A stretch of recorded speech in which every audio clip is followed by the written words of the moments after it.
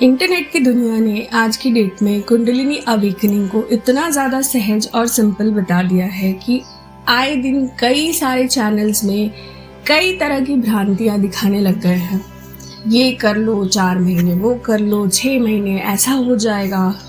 Kundalini awakening में सबसे ज़्यादा इम्पोर्टेंट होता है आपके कर्मों की शुद्धि, आपके आत्मा की शुद्धि। और इस चीज़ को करने में कई साल तो छोड़िए, कई जन्म लग जाते हैं।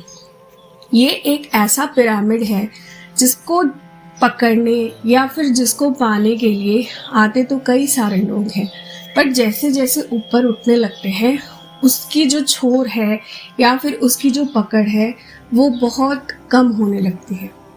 नमस्कार, सुनो the power of empty mind में आप सबका फिर से स्वागत है। कुंडलिनी अवेकनिंग में सबसे ज़्यादा इम्पॉर्टेंट जो चीज़ है वो होती है आपका पेशेंस। आप कितने हद तक पेशेंसफुली उस चीज़ का इंतज़ार करते हैं।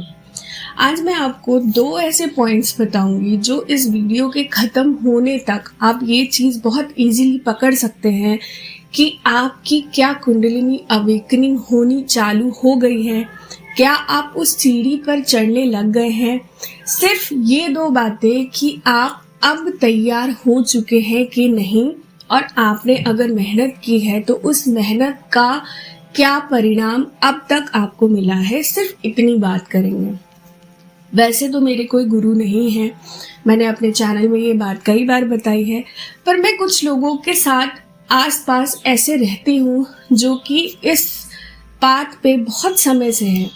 समय समय पर वो मेरा मार्गदर्शन करते रहते हैं, क्योंकि गुरु ना होने की वजह से कई सारी चीज़ें मेरे साथ होती तो है पर मुझे समझ नहीं आती। और कई बार ऐसा होता है जब उनको ऐसा लगता है कि मुझे अब इस बात का पता होना चाहिए, तब वो मुझसे इस बारे में डिस्कशन करते हैं या तो फिर मुझे कुछ नई बात सिखाते या बताते हैं। तो आज उन्हीं बातों का अपने एक्सपीरियंस के साथ मैचअप करके मैं ये बातें आपको बता रही हूँ। कुंडलिनी अवेकनिंग आपकी हो रही है कि नहीं, इसका सबसे पहला जो संकेत होता है वो होता है आपकी जो सुषुम्ना नाड़ी है। हमारी 3 नाड़ियाँ सबसे ज़्यादा महत्वपूर्ण होती है इस पाथ पे चलने के लिए, ईड़ा, पिंगला और सुषुम्ना। सुषुम्ना नाड़ी आपकी काफ़ी देर तक या फिर साइमल्टेनियसली पूरे दिन में कई बार एक्टिव होती है। कई बार आपने सुना होगा ये बात कहते हुए कि आप अगर ये पता करना चाहते हो कि आपका कौन सा नॉस्ट्रल एक्टिवेट है, तो आप अपने नाक के नीचे हाथ रख के ये समझ सकते हो कि आपके सांस कौन से नॉस्ट्रल से बाहर आ रही है।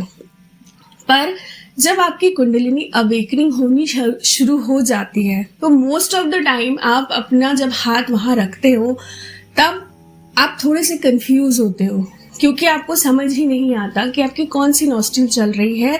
इनफैक्ट आपकी दोनों नॉस्ट्रल्स चल रही होती है। इस समय पे एक ड्रॉबैक ये होता है कि अगर आपकी 3rd आई बैलेंस नहीं है, वो आपके हिसाब से काम नहीं करती, तब आप जो भी थॉट्स अपने दिमाग में लेके आते हैं वो लगभग पूरी हो जाती है। और स्पेशली नेगेटिव थॉट्स, क्योंकि नेगेटिव थॉट्स हमारे पूरे दिन में सबसे ज़्यादा टाइम हमारे दिमाग में चल रहा होता है। तो ऐसा कई बार होता है कि आपके जो नेगेटिव थॉट्स आपके दिमाग में आ रहे हैं वो आपको सच होता हुआ दिख सकता है। और आप बताती हूँ दूसरा सिम्टम ये होता है, अगर आपने कभी अपने इस चीज़ पर ध्यान दिया होगा तो शायद आपके लिए डिस्टिंग्विश करना थोड़ा सा आसान हो।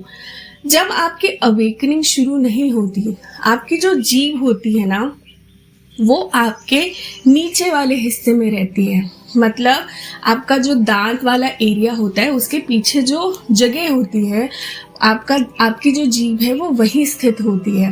पर जब आपकी अवेकनिंग होनी चालू हो जाती है तब आपकी जीभ ऊपर की तरफ चिपक जाती है। जैसे आपने एक वो होती है, क्या बोलते हैं, मुद्रा होती है, खेचरी मुद्रा। आपने खेचरी मुद्रा कैसे करते हैं ये चीज़ देखी होगी। उसी प्रकार खेचरी मुद्रा तो नहीं, पर हाँ, आपकी जो जीभ है ना वो आपके ऊपर वाले तालू के साथ लगभग चिपक सी जाती है।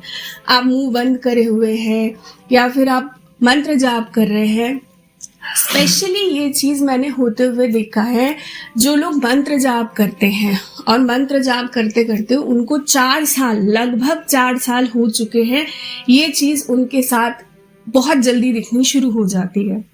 आप चाहे तो वीडियो पॉज करके अभी भी चेक करके ये चीज देख सकते हैं, ये दोनों सिम्टम्स को देख सकते हैं। आशा करती हूँ मेरी इस वीडियो से आज आपने नया कुछ ज़रूर सीखा होगा। चैनल को लाइक और सब्सक्राइब करना ना भूलें। प्लीज़ फैमिली को बढ़ाते रहिए। Thank you so very much.